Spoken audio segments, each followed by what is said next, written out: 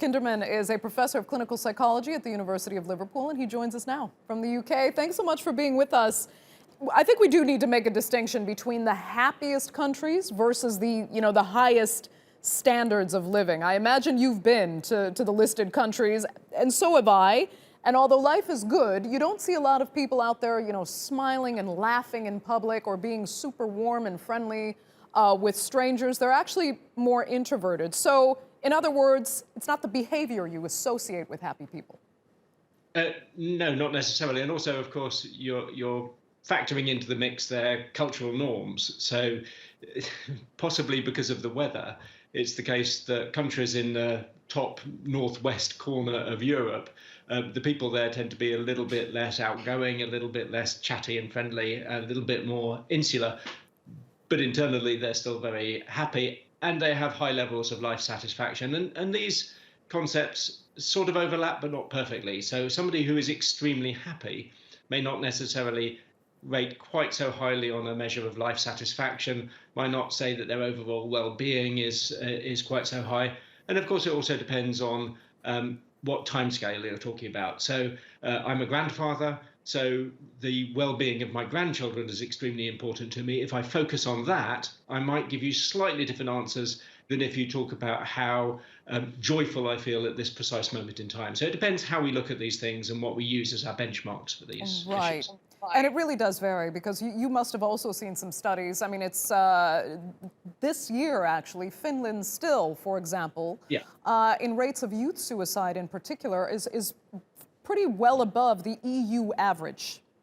So it's interesting to see that when you measure rates of depression, sometimes suicide rates, you'll see that these Northern European countries with these amazing standards of living and that do well on this chart actually have a lot of mental illness challenges.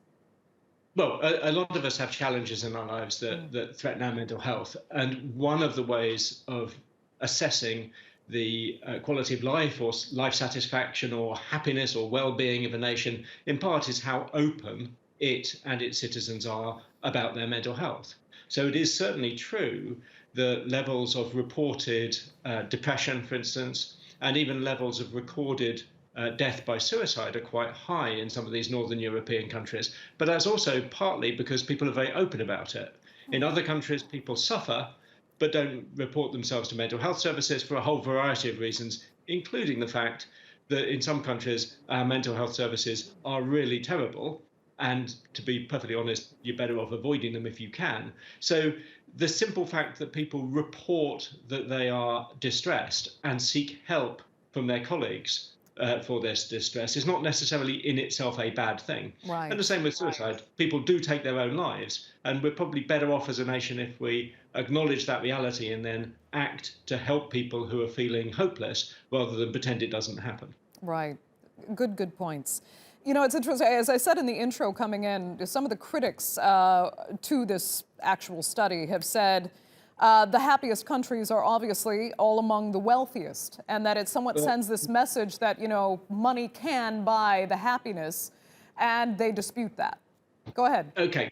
So the data on that, I mean, the issue of, again, happiness versus life satisfaction, and is this an economic program? We've talked about this a lot, and, there are valid debates about it.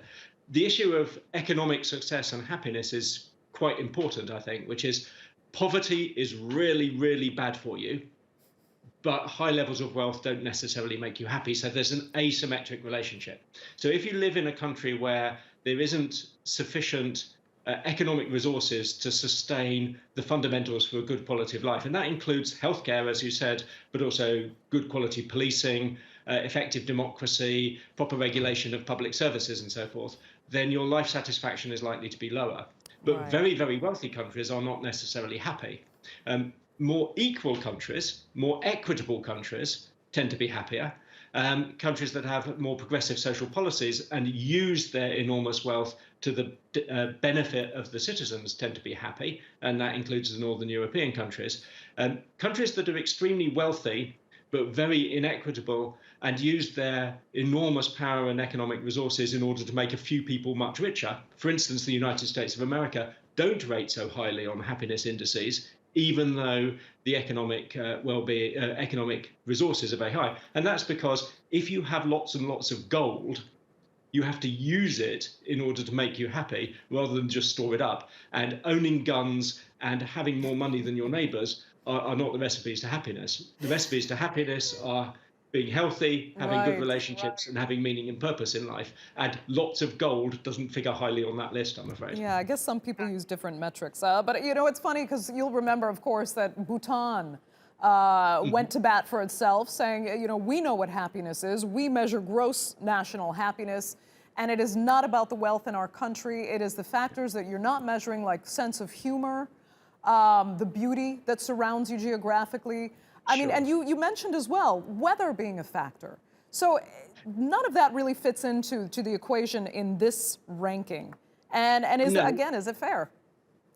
No, those factors don't. So weather perhaps it may be important to our happiness, but isn't necessarily included in these sorts of rankings. But for instance, there are other issues which are about. But the reason why Bhutan is interesting in this context is because Bhutan early on in the process decided to accept the advice of extremely intelligent people and start to make the well-being of its citizens an important public element of governance. So nations sometimes, want to increase their international profile or exert power, exert military power, or increase their economic productivity, for instance. But another additional important dimension is to focus on the well-being of citizens, so that as you increase your economic resources, you use those resources to the betterment of citizens rather than just think that economics in themselves as the end point. So yes, you can't do much about the weather, but what you can do is things like introduce governance to exclude corruption from politics so that people live in a representative democracy. You can have equitable healthcare. You can have progressive taxation. And those are all policies that you would introduce, which do genuinely increase the happiness of citizens, which are about using your resources to better the life chances of citizens rather than just increasing the resources of the country. So Bhutan's decision was a wise one, even though Bhutan is not the wealthiest country in the world. And this talks about the focus on well-being of politicians rather than freedom or liberalism or economic power or worshipping the flag or whatever it happens to be. Okay, Peter Kinderman, we're going to leave it there. Thank you so much for taking the time. We really appreciate it.